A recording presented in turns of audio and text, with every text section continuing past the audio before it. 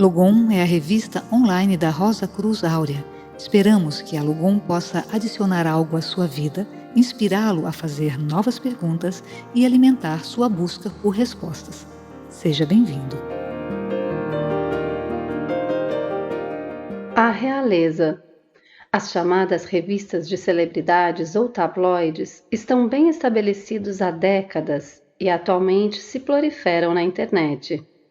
Elas existem, de uma forma ou de outra, no que chamamos de mundo ocidental. São espaços onde, como uma autoconfiança mais ou menos medida, qualquer banalidade de pessoas bonitas é analisada, desde reis e rainhas até a aristocracia chique e outras celebridades, atores e atrizes, modelos, influenciadores, termo usado para tal profissão. Em suma, os que se destacam nesta sociedade em que se deve saber as coisas mais íntimas sobre os outros e não tanto sobre si mesmo.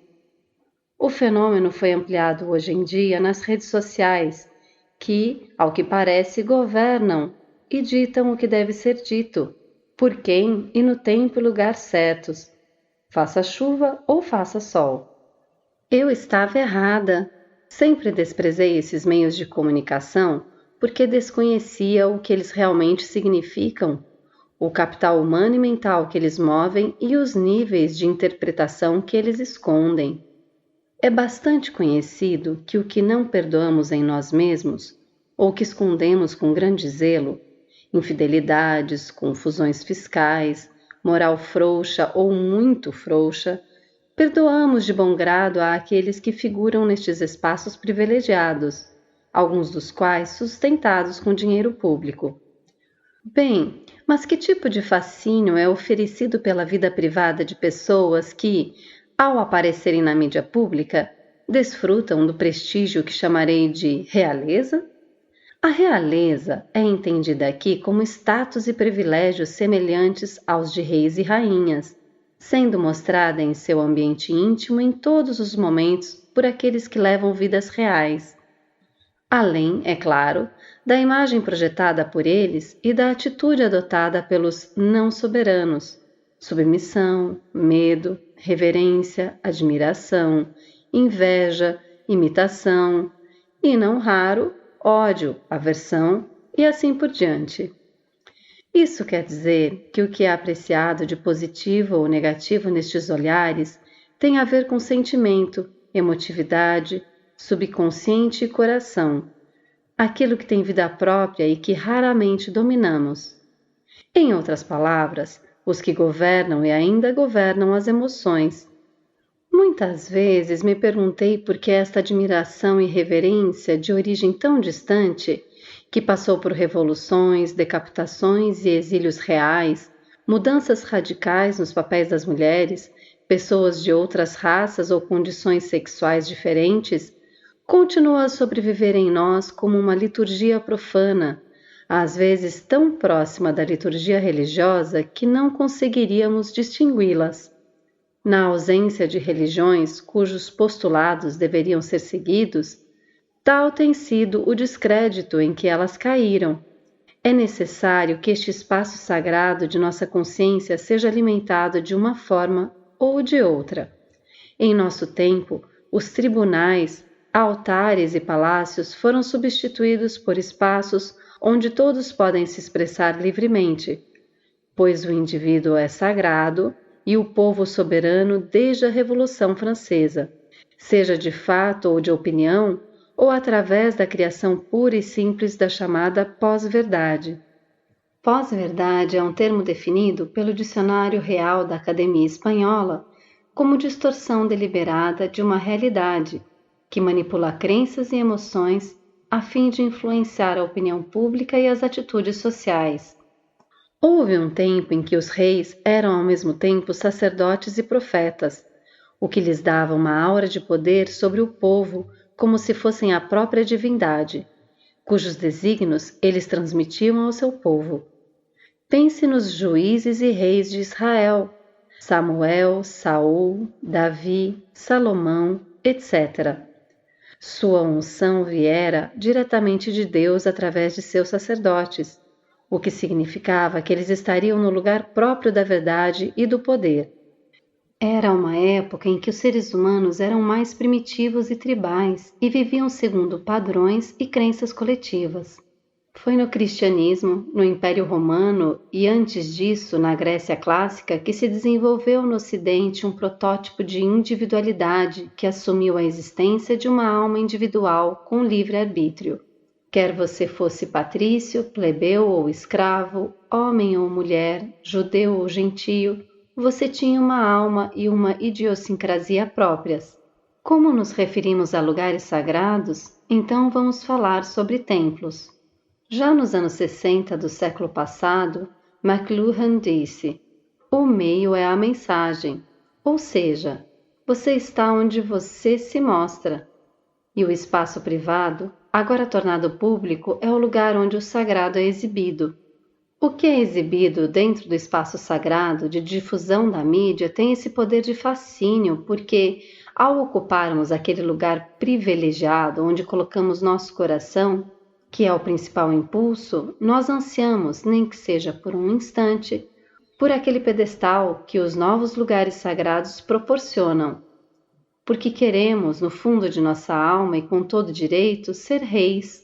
Ocorre que quase nunca visamos o verdadeiro trono e, por pura ignorância, enchemos o palco com figuras desfocadas, com heróis ou monstros reais ou plastificados, com muitas formas de sombras na caverna. Felizmente, saímos desses lugares tão rapidamente quanto nele entramos, pois o que antes era um templo se torna um carnaval. Por que esses lugares são tomados como sagrados? Porque eles têm a palavra ou neles são ditas as palavras da tribo, as palavras que alcançam a maioria. Antes citava-se que as escrituras assim o dizem, e da mesma forma se falava de um livro quando era impresso com autoridade. Depois, a TV assim o diz. Agora, apareceu na internet. É o circo da vida de hoje. Dado que a mídia e as redes sociais tomaram hoje o lugar do sagrado e aqueles que aparecem nelas representam os seres ungidos, o sagrado tem sido gradualmente desacreditado, não por falta de audiência, mas por falta de conteúdo sagrado. Poderíamos dizer que, como na caverna de Platão, só vemos e agimos sob o impulso das sombras, e raramente a partir da luz que as torna possíveis. Por quê? Uma série de obstáculos ou entidades intermediárias fazem com que a luz original se torne uma sombra ou simulacro. O peso deste mundo é o amor. Sob o peso da solidão, sob o peso da insatisfação, o peso que carregamos é o amor. Este é o início de um poema de Allen Ginsberg, poeta americano da geração Beat. Esse amor que o poeta vislumbrou é cósmico, energia divina, amor universal, ainda sem passar por filtros humanos que desfiguram seu poder e clareza. E assim, nossa sede por uma fonte de luz pura é saciada por uma representação de personagens de entretenimento em espaços midiáticos, a realeza. A energia universal é uma só. Depende do estado em que nós a absorvemos, do estado de consciência com que a percebemos. Se vemos um caminho claro ou um espaço nublado.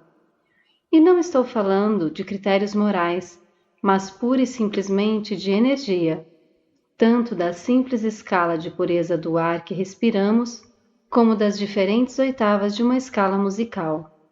Em geral, hoje se pensa incorretamente que o ideal da tribo é a acumulação de poder, dinheiro, glória. É o simulacro da verdadeira luz, ou seja, o discernimento, a compaixão, o amor desprendido.